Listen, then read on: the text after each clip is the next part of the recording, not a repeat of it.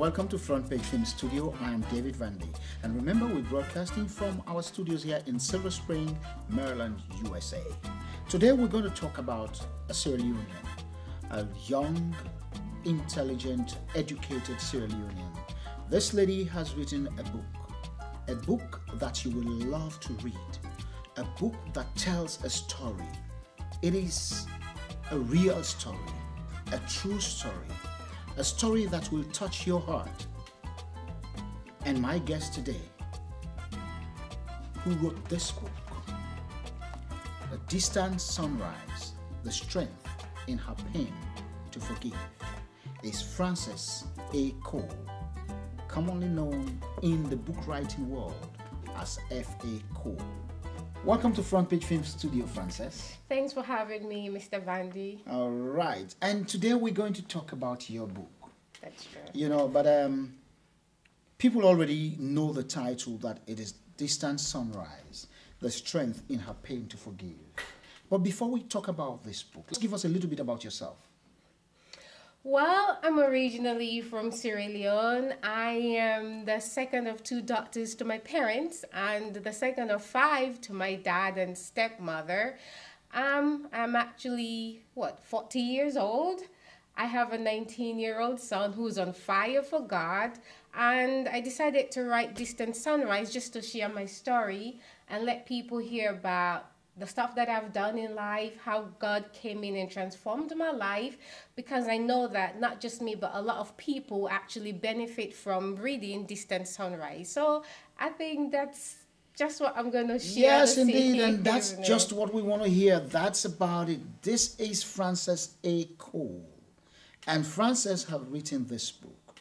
This book is about her story, and that is what we're going to talk about. Now, Frances, in the first place, why did you decide to write Distant Sunrise?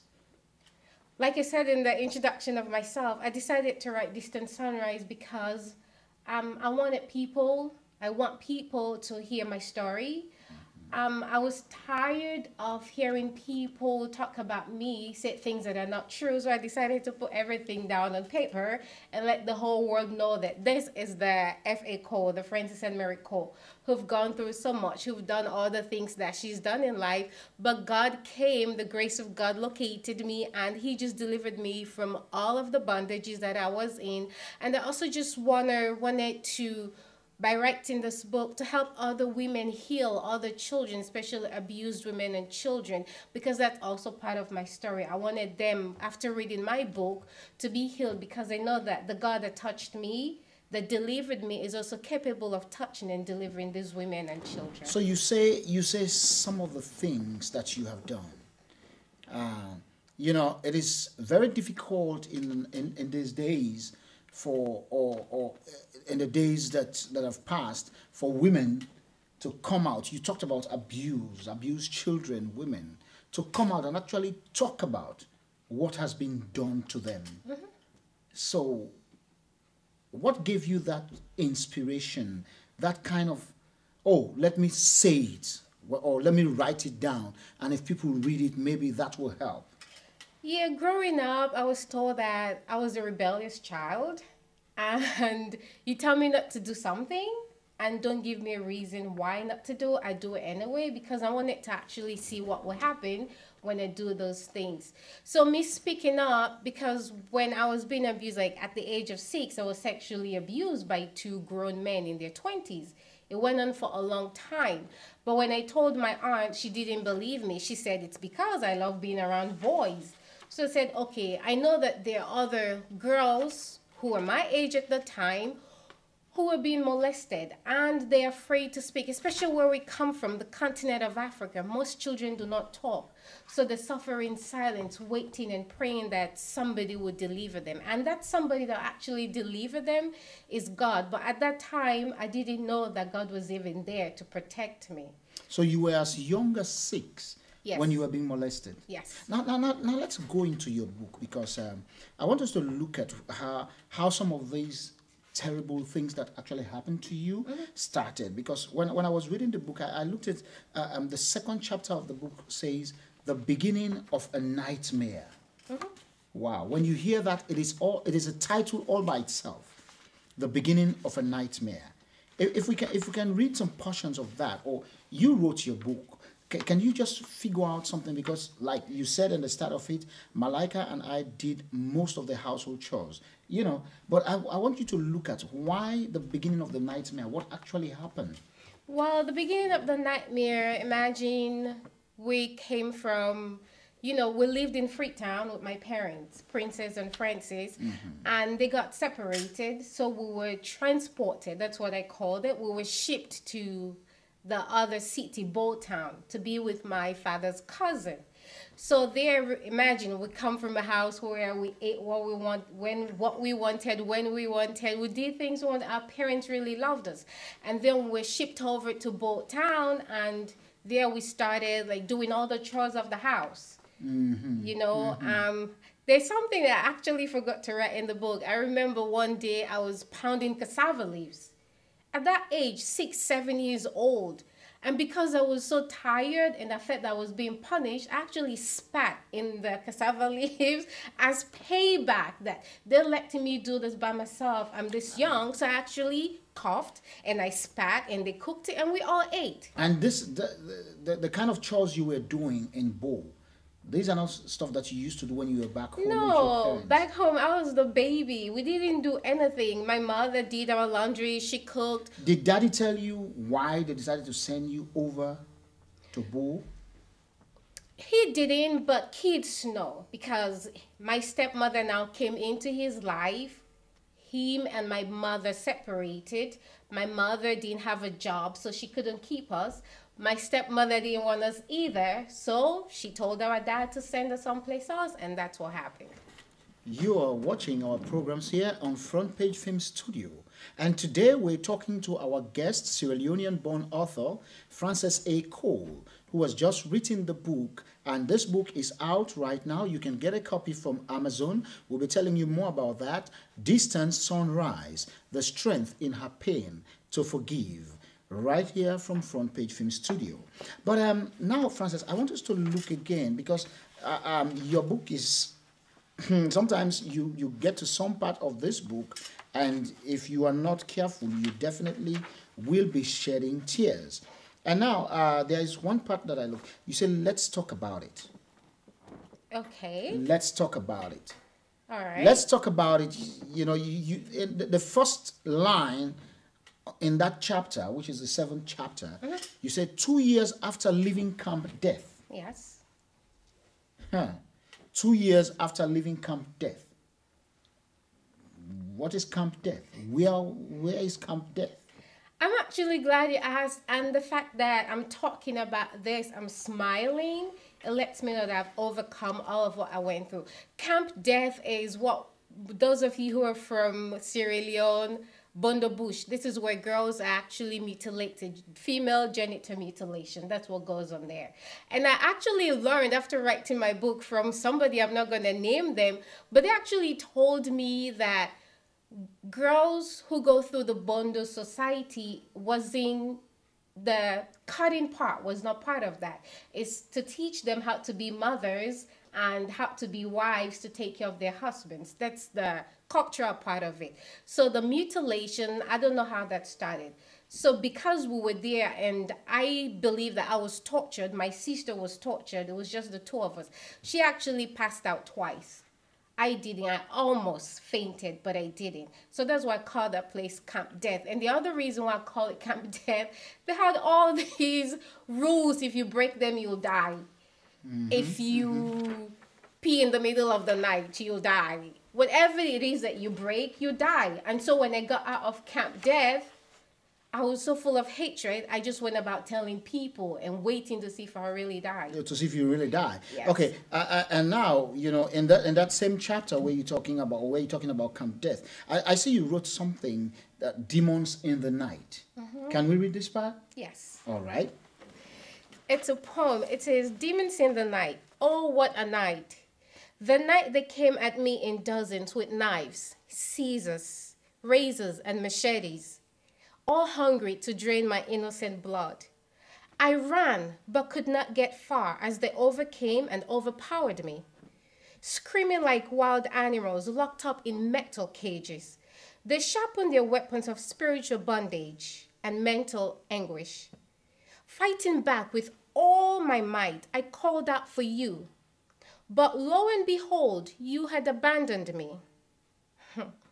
You had given me up as a prey. How could you leave me to be devoured by demonic forces? Why couldn't you come to my rescue? I'm just a child, the one you carried for 9 months, the one you fed with your milk. How could you be so heartless? You let them take a part of me that would never be replaced. They left a hole in my heart that would never mend. My childhood snatched away from me. My sexuality brutally restructured.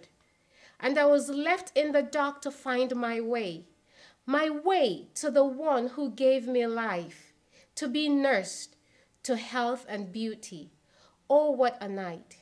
The night they came at me with knives, scissors, razors, and machetes. The night they came at me with knives, scissors, razors, and machetes. Oh, what a night.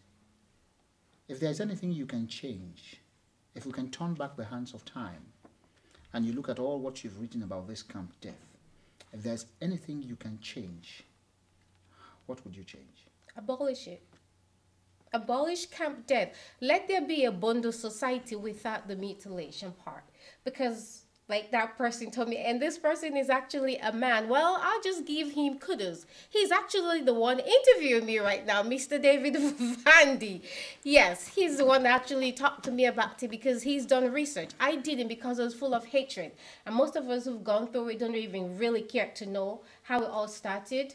All we pay attention to is what was done to us. Well, in actual fact, I actually call it the traditional school because that is something I learned about. It's a traditional school where women can go and they're being taught how to take care of their homes, how to take care of their husbands, how to maintain the home, you know, how to take care of families and friends that will come to visit, you know, and they don't take 3, 4, 5, 6-year-old kids. No. Yeah. But this is Front Page Film Studio, and today we're talking about Distant Sunrise, The Strength in Her Pain to Forgive. This is a book written by Sierra Leonean-born Frances A. Cole, F.A. Cole. And the book is available right now on Amazon, yes. Right? So if you go to Amazon, you will get a copy. Make sure you get a copy because it is interesting. You will see yourself in it. It is your life. It is my life. It is Frances's life because we're all from Africa. I'll be right back. Don't go away.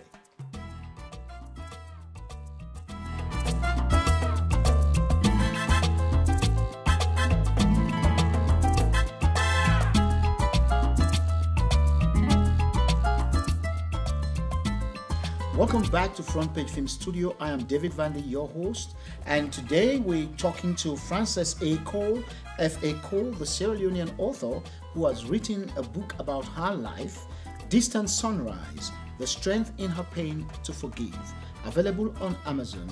And with that, let's come back to our guest, Frances. And, you know, after writing a book like this, have you by any chance come in contact especially with the 2 big guys that were actually molesting you as a 6-year-old girl?